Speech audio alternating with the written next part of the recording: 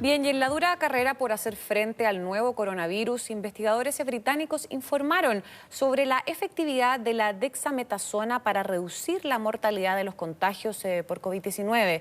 ¿En qué pacientes se puede usar? Bueno, se lo preguntamos al doctor Ramón Sotomayor, doctor en farmacología de la Universidad de Valparaíso y director del Centro de Neurobiología y Fisiopatología Integrativa de la misma Casa de Estudios. ¿Cómo está, doctor? Muy buenos días y muchas gracias por esta entrevista con Mega Noticias Alerta.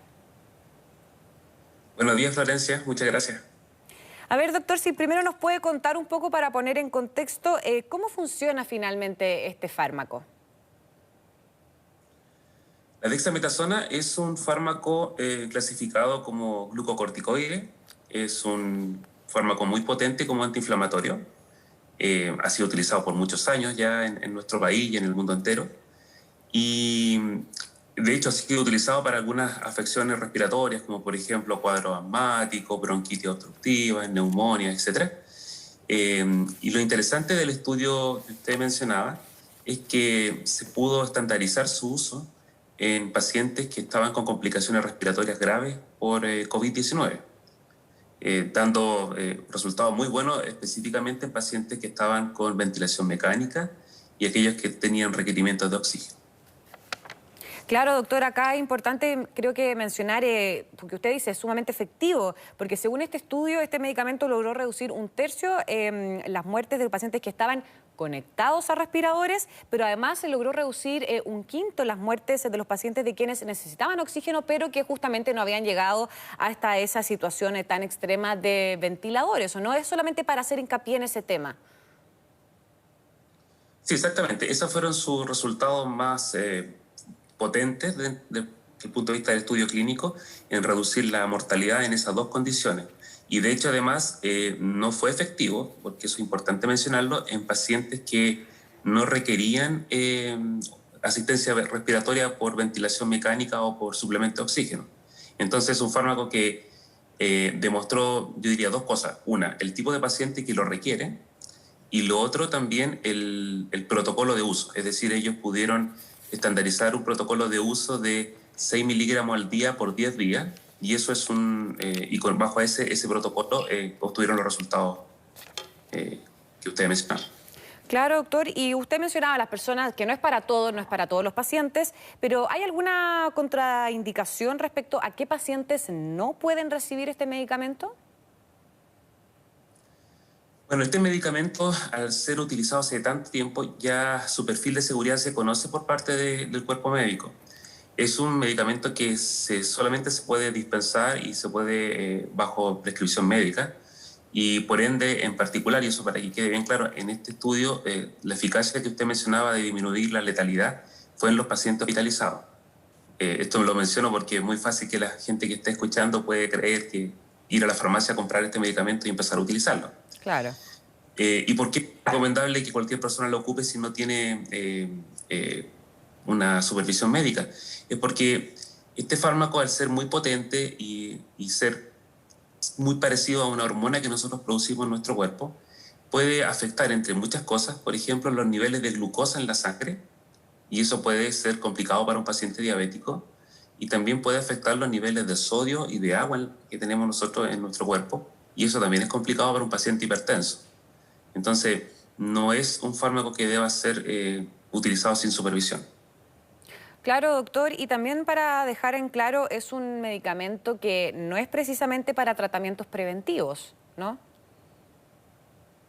No, no, por supuesto que no. Es cuando se produce una condición en nuestro cuerpo que sea asociada a una tormenta inflamatoria que se conoce por producirse moléculas endógenas que son las citoquinas, que son las que generan la inflamación. Y para esas condiciones está reservado el uso del medicamento. Y esa es la condición que se observa en los pacientes más graves, digamos, que están con problemas respiratorios por COVID-19. Claro, doctor, bueno, se lo preguntaba porque considerando que en los últimos meses ha generado cierta confusión la aparición de algunos fármacos, como por ejemplo la hidroxicloroquina, que fue recomendada incluso por algunos presidentes del mundo, como el presidente Donald Trump, que recomendaron precisamente su uso de manera preventiva, pese a que no estaba certificado. Entonces creo que es importante dejar en claro qué tipo de fármacos se pueden utilizar de manera preventiva de tratamiento o ya es únicamente para los pacientes que están más graves y que están obviamente con una situación más crítica como es un respirador mecánico. Bueno, usted tiene mucha razón porque en la búsqueda de medicamentos que puedan ser útiles para tratar la infección por COVID se están ensayando muchísimos fármacos. Algunos un poco más rigurosos que otros desde el punto de vista del diseño de los estudios clínicos. En el caso de la hidroxicloroquina conocemos también los efectos adversos que produce, pero los estudios clínicos que se han utilizado con este fármaco, primero, no han tenido tantos pacientes reclutados y además el riesgo-beneficio asociado a los efectos adversos que este fármaco produce han desalentado, digamos, su uso o su prueba en estudios clínicos. Entonces, hay que tener cuidado porque los fármacos, para entregar la seguridad que requiere el cuerpo médico para poder utilizarlos en los pacientes, deben ser ensayados en varios estudios clínicos y ojalá con un número importante de pacientes. Que eso es la característica que tiene el estudio de la Universidad de Oxford, que es un estudio con casi 12.000 participantes. Ellos en este estudio clínico no solamente evaluaron los efectos de la dexametasona, ese es uno de los 5 fármacos que ellos están evaluando.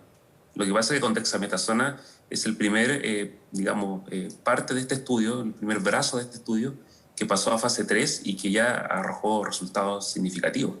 Pero están antirretrovirales siendo estudiados en este mismo estudio clínico, la propia hidroxicloroquina, la citromicina y un anticuerpo. Entonces vamos a tener varios resultados, yo creo, en los siguientes meses. Claro, doctor, y lo otro que se destaca precisamente de este fármaco es su precio, porque ya lo están utilizando en varios países en el mundo y eso significaría que finalmente sea más accesible a una mayor cantidad de pacientes, ¿o no? Efectivamente, la dexametasona es un fármaco económico desde el punto de vista comparativo con otros medicamentos. Es un fármaco que está presente en el arsenal terapéutico de nuestros hospitales en nuestro país.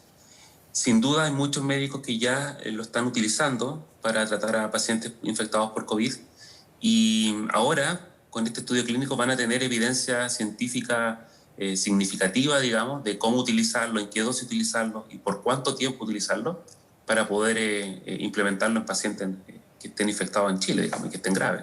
Entonces, eso son ventajas que tiene el fármaco.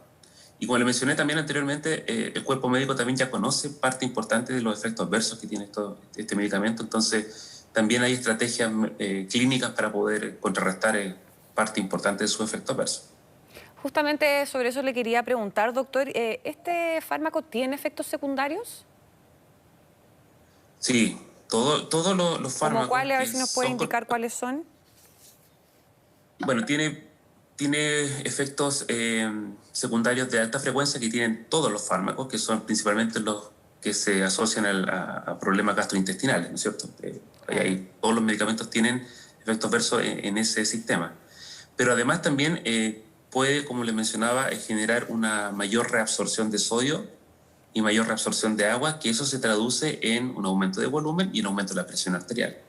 Por lo tanto, hay que tener un uso controlado en pacientes que sean hipertensos, que tengan algún tipo de patología cardiovascular. También, al ser un medicamento que tiene una potencia mucho más alta que la hormona que nosotros producimos, aumenta los niveles de glucosa en sangre, la glicemia. Por lo tanto, un paciente que esté siendo tratado con dexametasona va a requerir, ¿no es cierto?, un ajuste, ¿no es cierto?, nutricional, un ajuste de su volemia, un ajuste de la concentración de sodio. O sea, son estrategias que se pueden realizar. Y hay otros tipos de efectos adversos un poco menos comunes, digamos. Algunos de ellos producidos, por ejemplo, como tipo rash cutáneo, a pesar que tiene también propiedades como antialérgico desde el punto de vista de que al disminuir la producción de citoquinas proinflamatorias reduce también las condiciones de alergia sostenidas, digamos. Pero en realidad es un fármaco que tiene un perfil de seguridad bastante bien estudiado. Claro, doctor, solamente para ver si nos puede chequear, porque yo también leí en varios portales que algunos de los efectos secundarios era precisamente la ansiedad y la dificultad para dormir. ¿Es tan así o es, la verdad, un mínimo de los efectos secundarios que podría generar este fármaco? Ahí depende mucho la intensidad del efecto adverso, Ya. si es dependiente de lo que nosotros conocemos en farmacología como dependiente del mecanismo de acción, es la duración y tiempo que se utiliza el fármaco. Un protocolo como el que se ensayó por la Universidad de Oxford de 10 días puede tener efectos adversos agudos como los que yo le mencionaba. Sin embargo, claro, no podemos destacar efectos que ocurren a nivel de nuestro cerebro porque este fármaco puede acceder al cerebro como muchos otros fármacos, como muchas otras hormonas. Y efectivamente los glucocorticoides regulan áreas de nuestro cerebro que están asociados a los sistemas de estrés, de manejo de estrés y ansiedad. Entonces, cualquier persona que esté ocupando glucocorticoides por un periodo no controlado, no supervisado, claro, puede tener algunos trastornos como irritabilidad, cuadros de ansiedad generalizada. Entonces, por eso es importante y es muy relevante que tenga supervisión médica. Perfecto, doctor Ramón Sotomayor. Muchas gracias por esta conversación durante esta mañana con Mega Noticias Alerta.